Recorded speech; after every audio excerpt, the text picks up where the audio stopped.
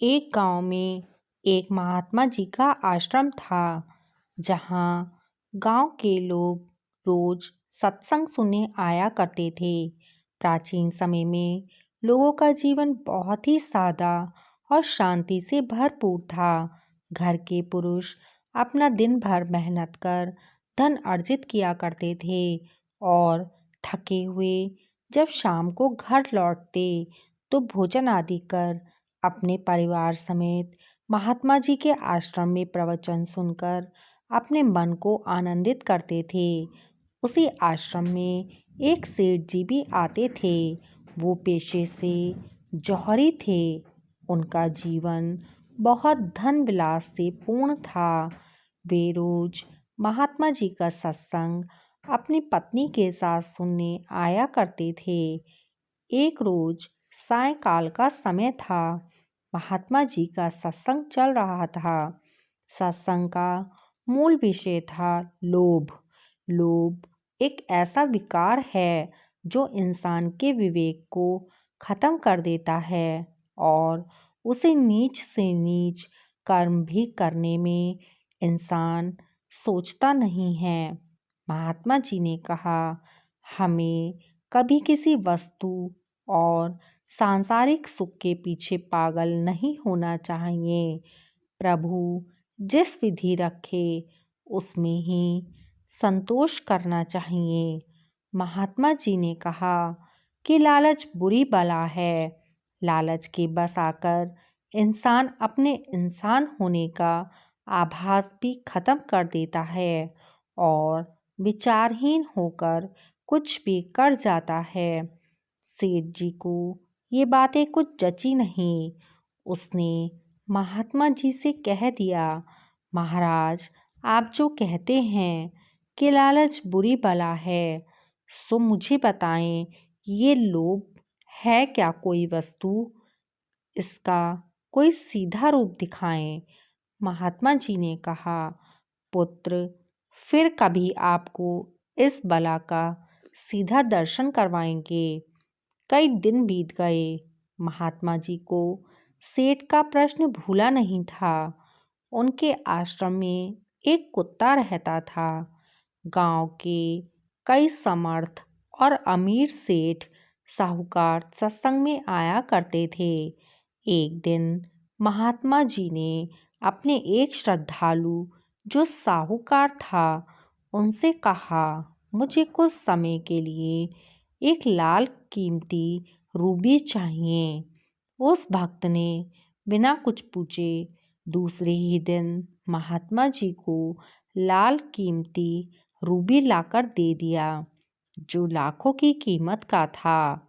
महात्मा जी ने वो लाल रूबी उस कुत्ते के गले में एक धागे में डालकर पट्टे के समान बांध दिया। रोज की तरह जब सारे गांव के लोग सत्संग सुनने आश्रम में पधारे, सेठ भी अपनी सेठानी के साथ आया। महात्मा जी ने सत्संग प्रारंभ किया। कुत्ता भी सत्संग में सब लोगों के पीछे एक कोने में बैठा था। सत्संग के बीच में ही जौहरी सेठ की पत्नी की नज़र उस कुत्ते के गले में बंधे लाल रूबी पर पड़ी। वो आश्चर्यचकित हो गई। सेठानी ने अपने पति को इशारा किया कि वो कुत्ते के गले में पड़े लाल रूबी को देखो। उन दोनों की आंखों में लाल रूबी को देखकर चमक आ गई।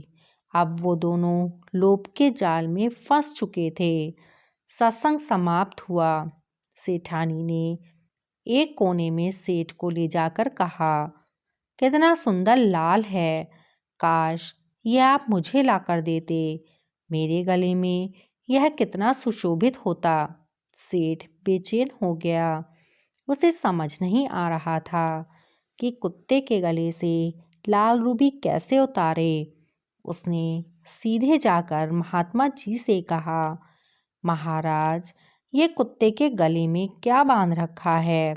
महात्मा जी उस समय एकांत में बैठे थे।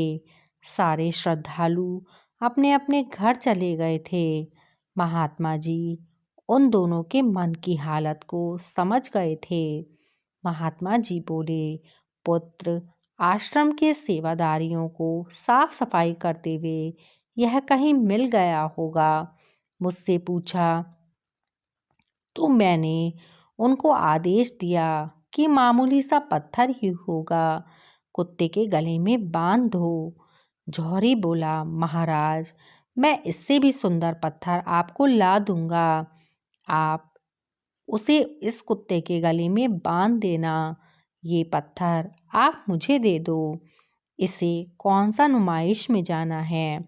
महात्मा जी ने कहा, यही बंधे रहने दो इसे, घर पर ही तो बैठना है। तुम क्यों तकलीफ करते हो? साधारण सा पत्थर ही है, बंधा ही रहने दो। झोरी ने हर तरह की बातें बनाने का प्रयास किया कि कुछ भी करके उसे लाल रूबी पत्थर मिल जाए।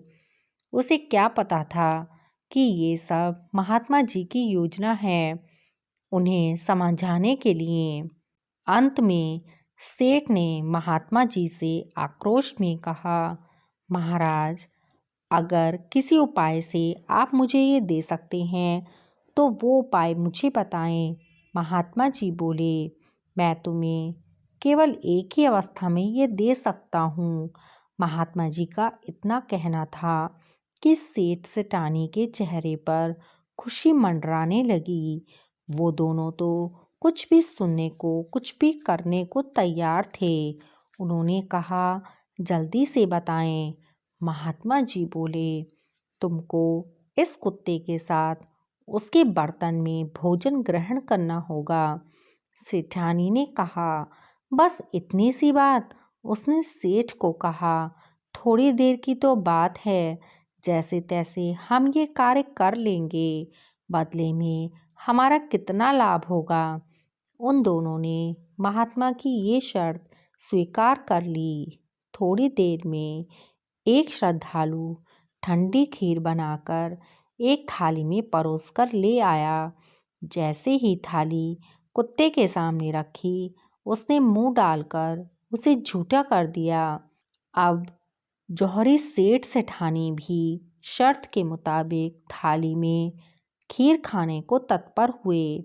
जैसे ही वो दोनों खीर मुंह में डालने वाले थे, महात्मा जी ने झट से उन दोनों के हाथ पकड़ लिए और कहा, लो पुत्र, आप देख लो, यह है लालच का सीधा और प्रत्यक्ष प्रमाण। तुम स्वयं ही लोभ का रूप बन गए हो। इस वक्त लाल रूबी की लालसा में कुत्ते की झूठी खीर खाने के लिए भी तुम तैयार हो गए।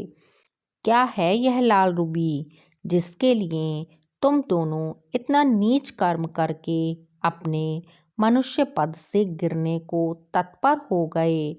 मरण उपरांत साथ जाएगा।